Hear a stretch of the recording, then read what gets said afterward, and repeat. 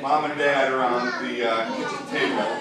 And Dad gave me a few pointers. He was a stickler for details. He said, well, you know, this isn't quite right, and that's not quite right. But otherwise, it's a pretty good song. And so I fixed those things.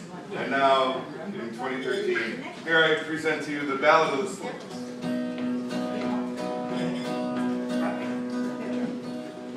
Dad grew up in Michigan in a place called Jericho. It's just a few miles from the Warren Dunes. They got great sand, you know. He met Mom at 17 and then went off to war. It was 1944 and a loaf of bread cost a dime at Grandpa's store. Dad flew planes over Italy. They were big B-17s. Mom stayed home, and before you knew it, she was into doing nursing. Dad came home at the end of the war, and they married in 45. And then Brother Stan became the very next man to keep the family name alive. They were Slowiks, Slowiks, Slowiks, through and through. Well, the next few years were good ones. The family scene was cool. They lived a while in Ann Arbor while Dad finished engineering school. By this time, there were Tom and Jim, and they were ready for a change. They moved on down to Illinois and settled in LaGrange. They had a little place on 8th Avenue, and Dad worked at GM. About this time, the first sisters were born, and we got 5 of them.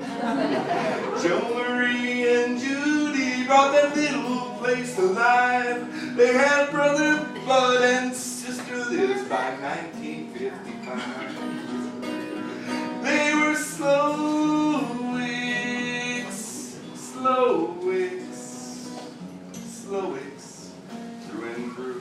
I just have to say, I've been playing guitar for about 2 years now, every week in coffee houses and bars, and I really get a good reaction to this song every time I play it. They looked around and they said, hey, this little place is too small. We got 7 kids running underfoot and stuff crammed wall to wall. They built themselves a great big house with room for everyone. You can see it still, it's in countryside at 5600 Kensington. But now most folks might have stopped right there and put their money in the bank. But before they had time to think of themselves, they had Brother Frank. There were meals to cook and chores to do, the laundry and the like. It's a wonder Mom didn't hang it up when she had mine. 6